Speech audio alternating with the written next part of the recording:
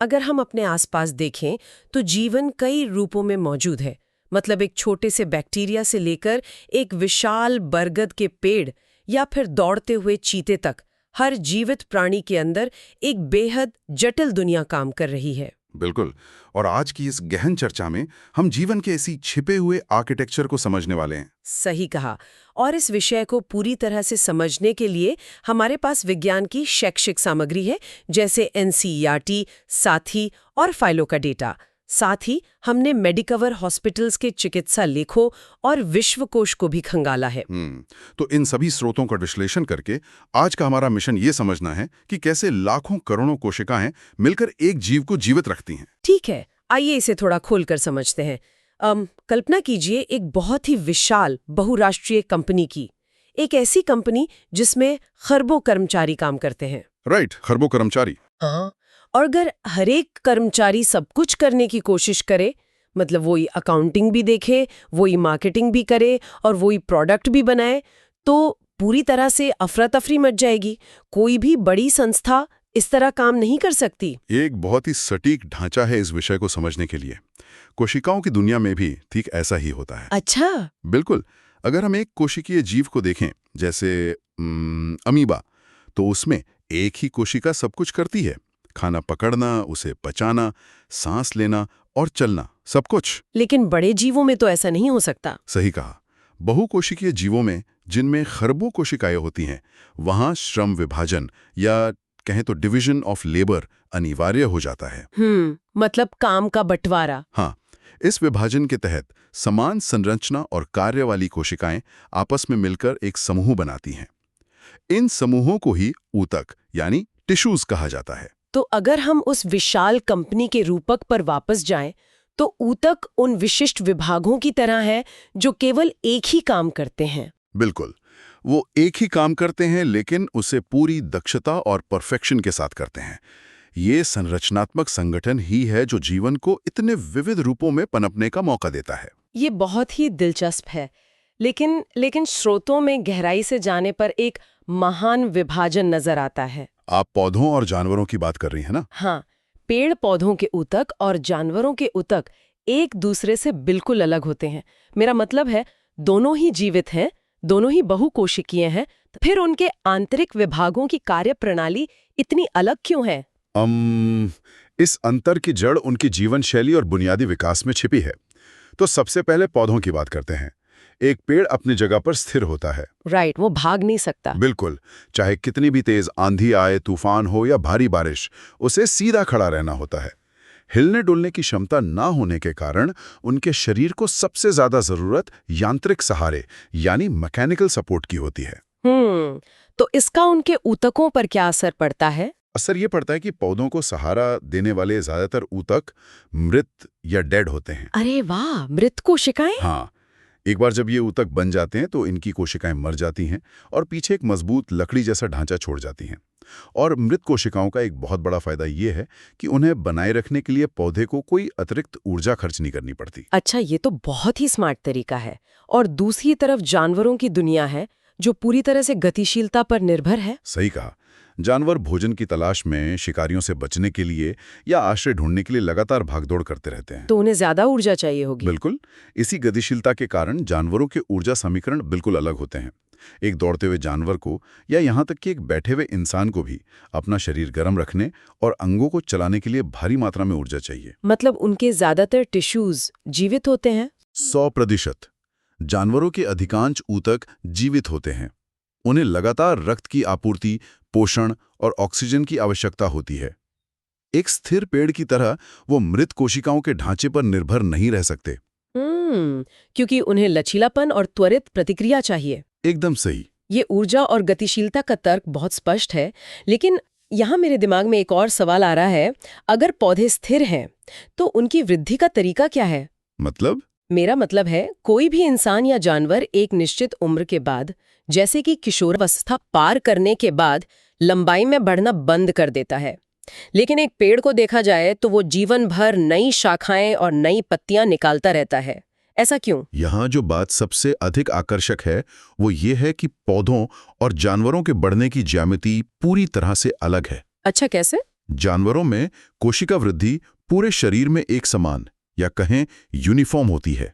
हाँ। हाथ, पैर, धड़ सब एक साथ एक निश्चित अनुपात में बढ़ते हैं और फिर रुक जाते हैं। राइट। लेकिन पौधों की वृद्धि जीवन भर केवल कुछ विशिष्ट क्षेत्रों तक ही सीमित रहती है। मतलब पूरे पेड़ में एक साथ वृद्धि नहीं होती? नहीं, इन विशिष्ट क्षेत्रों में एक विशिष्ट प्रकार का उत्तक पाया जाता है जिसे विभज्योतक या मेरिस्टेमेटिक उत्तक कहते हैं। इनकी कोशिकाएं कभी बूढ़ी नहीं होती। अरे सच में? हाँ, वे जीवन भर विभाजित होकर नई कोशिकाएं बनाती रहती हैं। तो ये मेरिस्टेमेटिक ऊतक पौधे के किन हिस्सों में सक्रिय रहते हैं? इनके स्थान के आधार पर इन्हें 3 भागों में बांटा जाता है। पहला है एपिकल मेरिस्टेम, जो जड़ और तने के बिल्कुल सिरों पर होता है। इसका काम पौधे की लंबाई बढ़ाना है। और दूसरा? दूसरा है लेटरल या कैम्बियम, जो तने की परिधि में होता है। ये समय के साथ पेड़ के तने की मोटाई बढ़ाता है, जिससे पेड़ विशाल होता जाता है। और तीसरा प्रकार? और तीसरा बहुत ही रोचक है, इंटरकैलरी मेरिस्टेम। ये पत्तियों के आधार या टहनियों के जोड़ों पर होता है। ये इंटरकैलरी मेरिस्टेम का काम थोड़ा और गहराई से समझने लायक है। मान लीजिए किसी मैदान में घास उगी है और एक गाय आकर उस घास को ऊपर से खा लेती है, या फिर कोई लॉन मोअर उसे काट देता है। हाँ, ऐसा अक्सर होता है। तो जो एपिकल मेरिस्टेम सबसे ऊपर था वो तो कट गया, फिर वो घास वापस कैसे उगाती है? ठीक, यही इंटरकैलरी मेरिस्टेम का मुख्य कार्य है। चूंकि यह आधार पर मौजूद होता है, इसलिए ऊपर का हिस्सा कट जाने के बाद भी ये तेजी से कोशिकाएं विभाजित करके पौधे को वापस बढ़ने में मदद करता है। अरे वाह, ये प्रकृति का एक बहुत ही शानदार बैकअप प्लान है। बिल्कुल। हमारे स्रोत सामग्री, विशेष रूप से साथी के डेटा में एक और बहुत ही दिलचस्प तुलना है। जब चोट लगने या घाव होने की बात आती है तो जानवर और पौधे बिल्कुल अलग तरीके से प्रतिक्रिया करते हैं। हाँ, वो घाव भरने वाली प्रक्रिया। राइट। जानवर की कोशिकाएं घाव भरने के लिए पुनरुत्पन्न या रीजेनरेट होती हैं। मतलब त्वचा कटने पर नई त्वचा ही आती है, लेकिन पौधे कैलस बनाते हैं।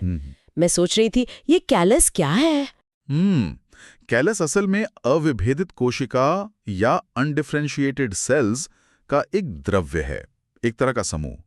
जब किसी पेड़ की छाल कट जाती है तो वहां की कोशिकाएं तेजी से विभाजित होकर एक गांठ जैसा आकार बना लेती हैं। अच्छा, तो वो पुरानी छाल की बिल्कुल हूबहू कॉपी नहीं बनाते? नहीं, ये एक तरह का समझ लीजिए जैविक प्लास्टर है जो घाव को ढक लेता है ताकि कोई संक्रमण अंदर न जा सके।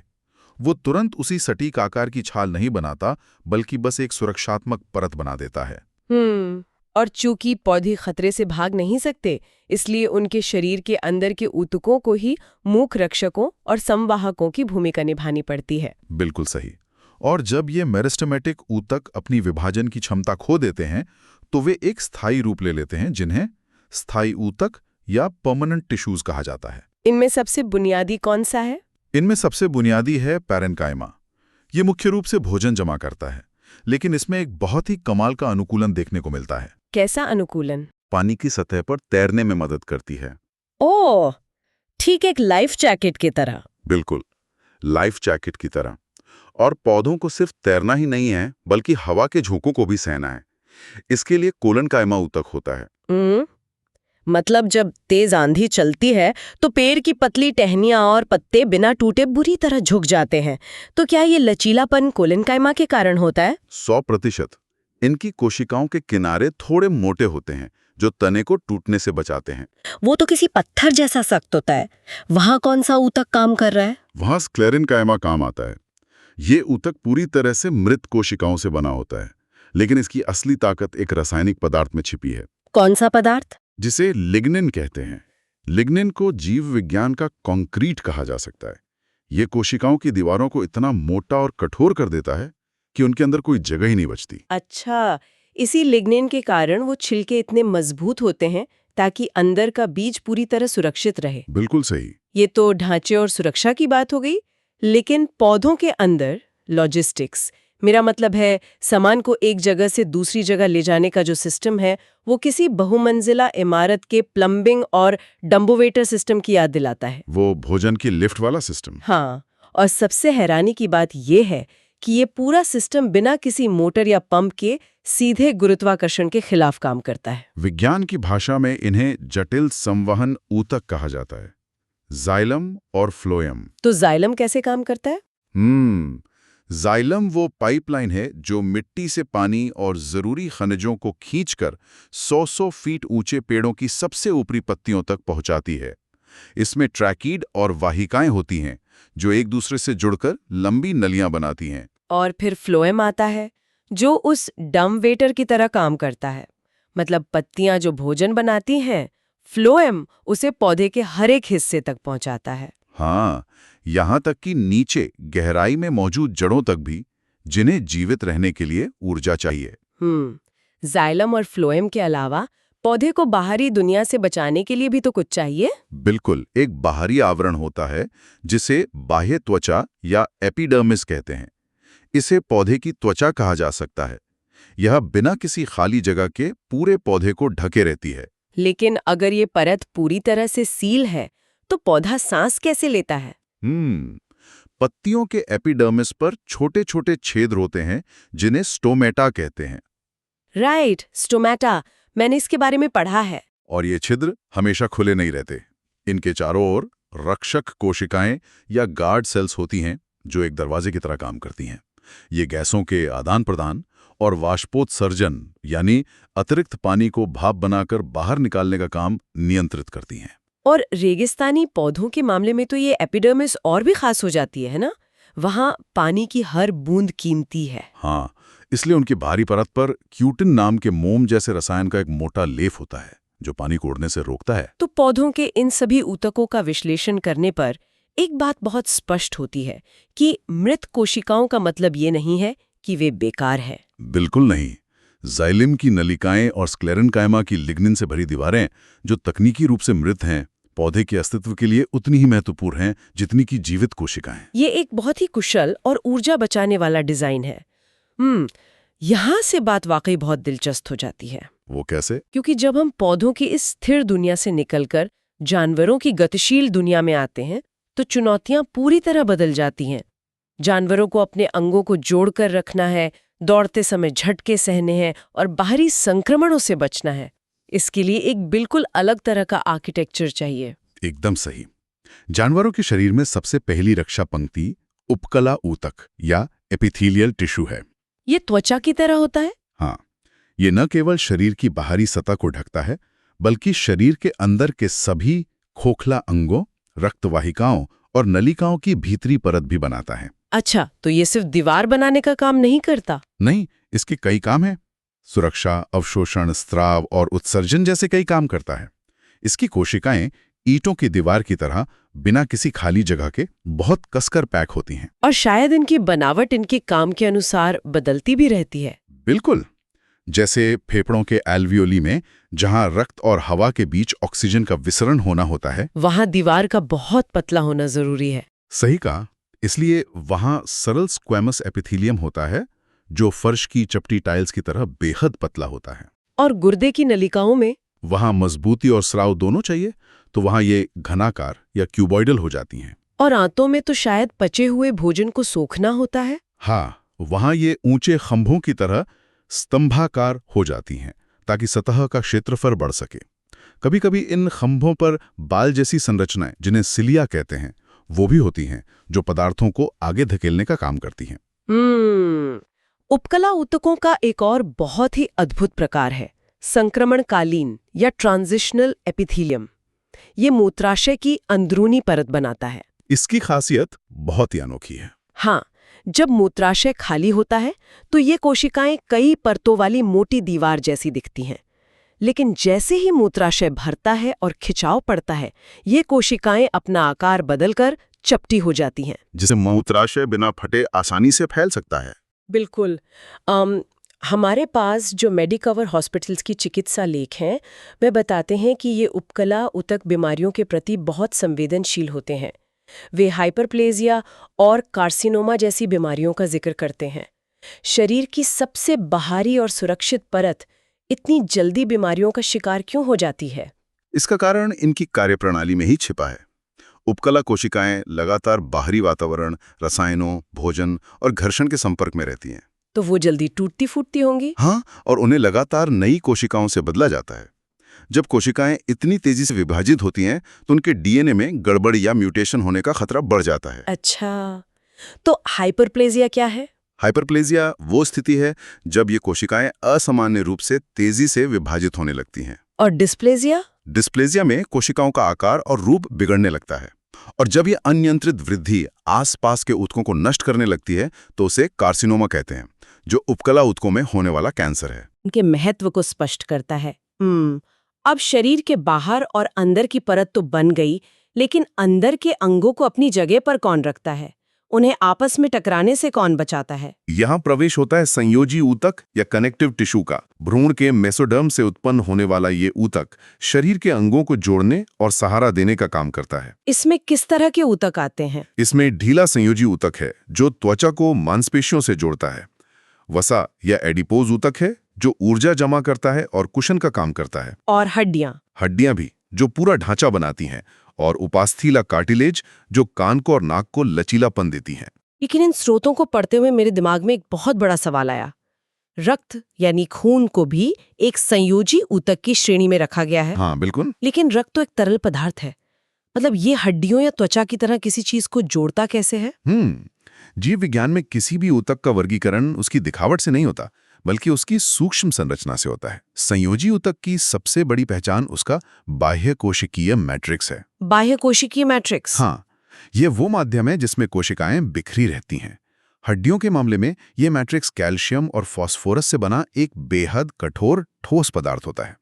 लेकिन रक्त के मामले में ये मैट्रिक्स एक तरल पदार्थ है जिसे प्लाज्मा कहते हैं। अच्छा, तो प्लाज्मा के अंदर कोशिकाएं तैरती हैं? बिल्कुल।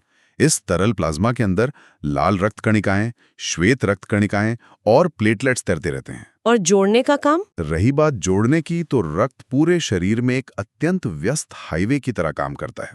ये फेफड़ों से ऑक्सीजन उठाता है और उसे पैर के अंगूठे की आखिरी कोशिका तक पहुंचाता है।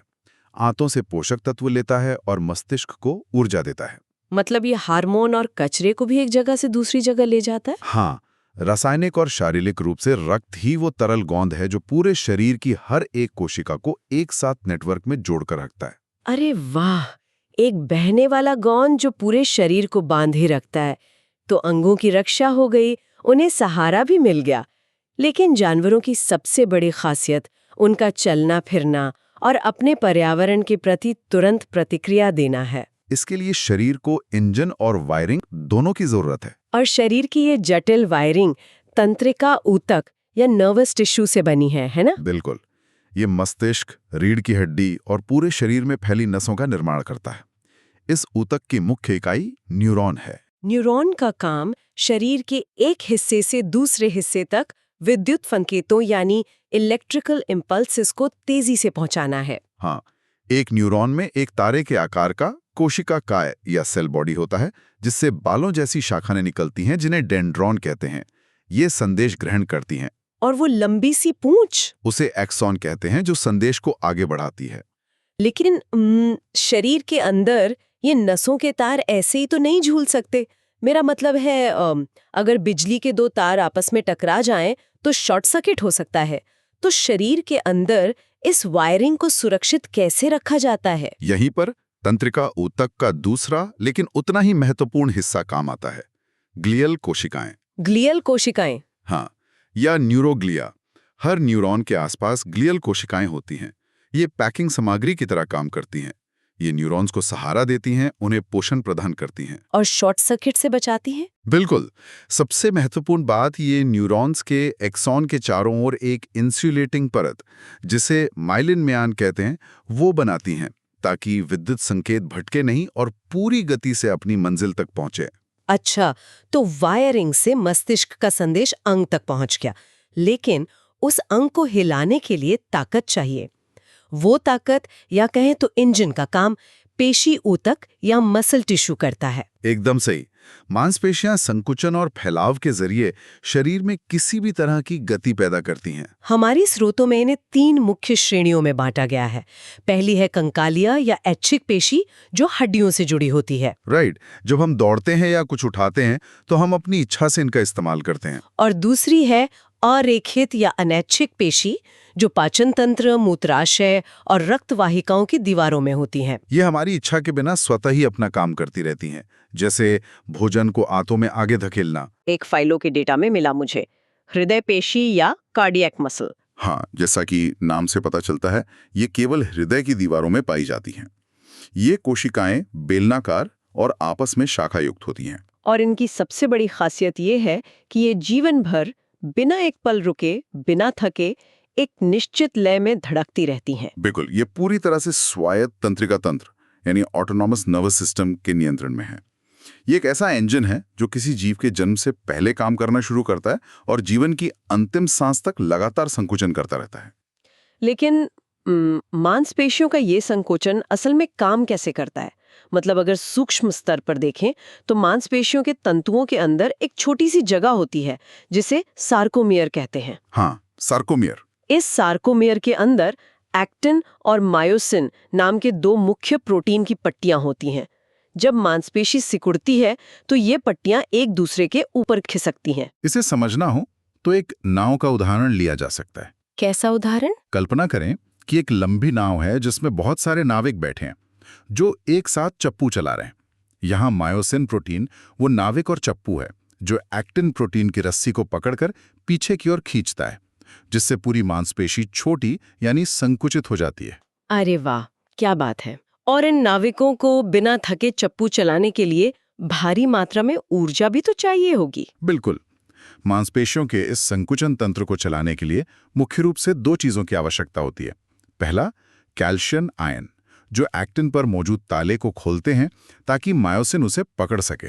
और दूसरा एटीपी, जो ऊर्जा की वह मुद्रा है जिससे ये पूरी प्रक्रिया संचालित होती है। लेकिन जब भारी व्यायाम होता है और शरीर को पर्याप्त ऑक्सीजन नहीं मिल पाती तो ऊर्जा बनाने की ये प्रक्रिया धीमी हो जाती है ना? हाँ, तब शरीर अवायवीय श्वसन यानी एनारोबिक रेस्पिरेशन करने लगता है, जिसके परिणाम स्वरूप मांसपेशियों में लैक्टिक अम्ल जमा होने लगता है। एकदम सही। यही लैक्टिक अम्ल उन नाविकों की थकान है जिसकी वजह से हमें भारी काम के बाद मांसपेशियों में दर्द और ऐंठन महसूस होती है।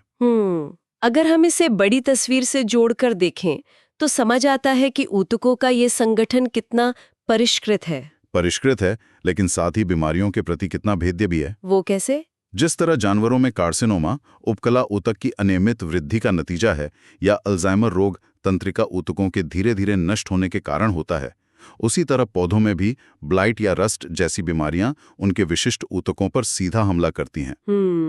ये दर्शाता है कि ये श्रम विभाजन जितना आवश्यक है, इसका संतुलन बनाए रखना भी उतना ही नाजुक है। तो इस सब का असल में क्या मतलब है? इसका सीधा सा अर्थ यह है कि जीवन कोई जादू नहीं है, बल्कि सूक्ष्म स्तर पर हो रहे अरबों छोटे छोटे कार्यों का एक बेहतरीन तालमेल है।